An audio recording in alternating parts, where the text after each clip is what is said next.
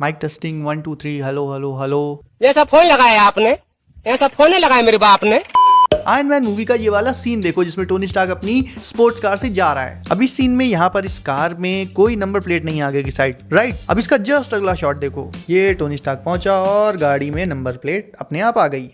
तो बेसिकली इसी टाइप की काफी सारी फनी एंड स्टूपिड मिस्टेक्स जो आयरन मैन मूवी में हुई हैं उनके बारे में आपको बताता हूँ। अब आयरन मैन 1 के इस सीन में मिलिट्री टोनी स्टार्क को लेकर जा रही है, जहां पर अभी इन पर हमला होने वाला और हमला हो गया। एंड हमला होते ही पूरा कारवां रुक गया, सोल्जर्स अपनी गाड़ी से बाहर निकलकर फाइट लेने लगे एंड ऑब्वियसली टोनी स्टार्क को बचाने के लिए। बट यहाँ पर मिस्टेक ये है कि ये पूरा सीन आर्मी के प्रोटोकॉल के खिलाफ है। मतलब आर्मी की प्रोटोकॉल ये है लाइक ऐसा कुछ हमला हुआ है तो इनका जो सब्जेक्ट है जिसे ये लेकर जा रहे हैं उसे लेकर वहां से निकलना ये इनकी प्रायोरिटी होगी, ना कि वहां पर गाड़ी रोक के गन फाइट में इन्वॉल्व होना। एंड प्रोटोकॉल ये इसीलिए है ताकि मिलिट्री अपने सब्जेक्ट को लेकर वहां से निकल पाए सेफली। एंड देखो प्रोटोकॉल फॉलो नहीं हुआ एंड अगले सीन में यहां पर टोनी स्टार्क के ऊपर हमला हो गया, वो कैद हो गया।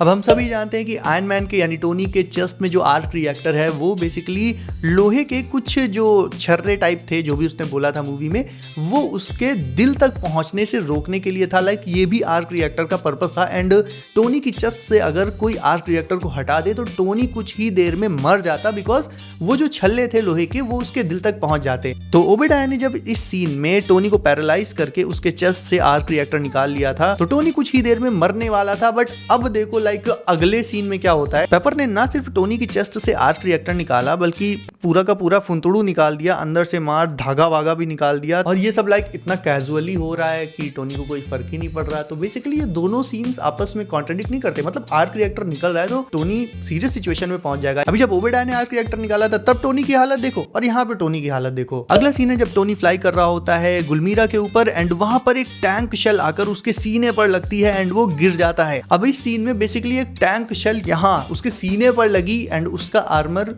लाइक हल्का सा स्क्रैच वगैरह आया, बट टोनी पूरी तरह से ठीक है, उसका आर्मर भी जरा सा भी टूटा नहीं, बस हल्का सा स्क्रैच आया, ठीक है। मतलब टोनी का आर्मर बहुत ज्यादा मजबूत है, ये तो हम सभी जानते हैं। अब इस सीन में बेसिकली दो मिस्टेक्स हैं। पहली जो सबसे सिली मिस्टेक है वो ये है, आयरन मैन 3 में जब प्लेन रेस्क्यू के बाद टोनी का सूट ट्रक से टकराता है तो मतलब उसके टुकड़े टुकड़े हो जाते हैं, एक भी टुकड़ा लाइक अपनी जगह पर नहीं बचता। तो यहाँ पर केवल जरा से कॉमेडी के लिए आयरन मैन के सूट को इतना कमजोर दिखा दिया है कि लाइक वो 11 लोगों का लोड लेकर उड़ रहा था तब नहीं टूटा, एयरप्लेन से जब लाइक कूदा इतना प्रेशर पड़ा तब नहीं टूटा, बट ट्रक से टक्कर लग के टूट गया। वो सूट जो भी टैंक की शेल को यहाँ पर ले रहा था। एंड बल्कि देखा जाए तो ये तो उसका अपग्रेडेड वर्जन है। तो एक तो ये मिस्टेक एंड दूसरी मिस्टेक ये कि बेसिकली ये फिजिक्स का जो भी बेसिक लॉ है उसको पूरी तरह से डिनाई करता है। अभी मुझे 12th की अपनी फिजिक्स अच्छे से याद नहीं है, बट इतना तो पता ही है कि लाइक टैंक शेल को उसने रोक लिया, ठीक है, डैमेज नहीं हुआ, बट डिसलरेट कैसे करेगा। और प्लस आर्मर मजबूत है, उसमें कोई नुकसान नहीं हुआ, बट टोनी की अपनी जो खुद की फिजिकल बॉडी है वो तो इतनी मजबूत नहीं है ना, उस पे तो डैमेज होना चाहिए, क्योंकि इंपैक्ट के बाद जो शॉकवेव होगी वो आर्मर से होते हुए अंदर जाएगी ना। इवन बुलेट प्रूफ सूट्स में भी जब गोली लगती है तो आदमी को अंदर फील होता है, और यहाँ पर तो लाइक टैंक की शेल थी, उससे टोनी को कोई फर्क ही नहीं पड़ा। इस सीन में जब टोनी कैपिटल हिल में था तो ये वाला जो स्क्रीनशॉट मैंने लिया है पर्टिकुलर, उसमें यूट्यूब में जो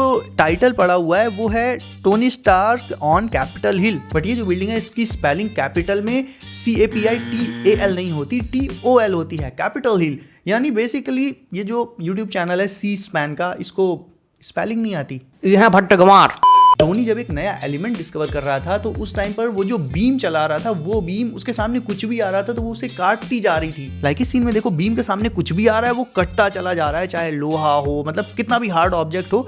बट अब अगले सीन में इतनी सिली मिस्टेक करी गई है वो मैं दिखाता हूँ तुम्हें। अब इस सीन को पॉज करो एंड ध्यान दो, यहाँ पर बीम इन वायर से होते हुए आई है, सब कुछ कट गया, बट ये जो 2-4 वायर्स लगे हुए थे ये कैसे बच गए? ये भी तो कटने चाहिए थे ना। मतलब लोहे की प्लेट कट गई, सब कुछ कट गया, बट इतने पतले पतले वायर्स वो नहीं कटे। अब आयरन मैन 2 में स्टार्क एक्सपो पर जब हैमर के ड्रोन्स अटैक करते हैं तो वहां पर लाइक अटैक के दौरान जैमर ऑन कर दिया गया था, जिससे वहां से यानी स्टार्क एक्सपो से कोई भी कॉल नहीं कर सकता था बाहर। लाइक अगर मदद बुलानी हो, इमरजेंसी हेल्प चाहिए हो, पुलिस वगैरह कॉल करना हो तो कोई नहीं कर सकता था। ये मूवी में पर्टिकुलर मेंशन था कि जैमर ऑन है, कोई कॉल नहीं कर सकता। और अगले ही सीन में हम क्या देख रहे हैं कि पेपर पॉट्स अपने सेल फोन से आराम से कॉल कर रही है, इमरजेंसी हेल्प बुला रही है। मतलब ध्यान ना दो तो हम कुछ भी दिखा देंगे और वो ऑथेंटिक माना जाएगा। कोई बात नहीं, हम तो चूतिए हैं। ये डोनट वाला सीन काफी फेमस है एंड रैंडीज डोनट्स भी लाइक काफी ज्यादा फेमस है, बट अगला जो सीन इसमें आया था जहां पर नताशा एंड फ्यूरी टोनी से बात कर रहे होते हैं, तो वो एक इंटीरियर डाइनिंग एरिया था। And let me tell you कि रैंडीज डोनट्स एक प्योर आउटलेट शॉप है। लाइक वहां से आप डोनट्स लेकर जा सकते हो, वहां बैठकर खाने का कोई इंतजाम नहीं है। बट इसमें ऐसा एक लाइक पॉकेट यूनिवर्स क्रिएट कर दिया गया जहां पर ये लोग अंदर बैठ के खा पी रहे हैं, बातें कर रहे हैं। और भाई अगली जो मिस्टेक है, पता नहीं उसे लोगों ने इग्नोर कैसे कर दिया। आयरन मैन 3 में एक्सट्रीमिस्ट सोल्जर्स जो जिनके पास पावर थी अपनी बॉडी को हीट करने की, इवन उनकी बॉडी जलने लगती थी तो बॉडी तो जल जाती थी, इवन आग दिखने लगती थी बॉडी के आर पार, बट पता नहीं किस ब्रांड के कपड़े पहनते थे, उनके कपड़े जलते ही नहीं थे। और इस सीन में तो हद हो गई, यहाँ पे ये छोकरी पूरी आग से निकल के बाहर आ गई, इसका मुंह तक जल गया, लेकिन इसके सरोजनी वाली ड्रेस जली नहीं। तो ये सारी मिस्टेक्स तभी पकड़ में आएंगी जब बहुत ज़्यादा इन पर रिसर्च की जाएगी, बहुत ध्यान से देखा जाएगा। एंड हर मूवी में मिस्टेक्स होती हैं, बट इन्हें पकड़ने में एक्चुअल में काफ़ी मजा आता है। तो चैनल को सब नहीं किया तो सब कर दो अपकमिंग मूवीज की लीक्स, न्यूज़ एंड अपडेट्स के लिए। एंड मैं तुमसे मिलता हूँ अगली वीडियो में। बाय।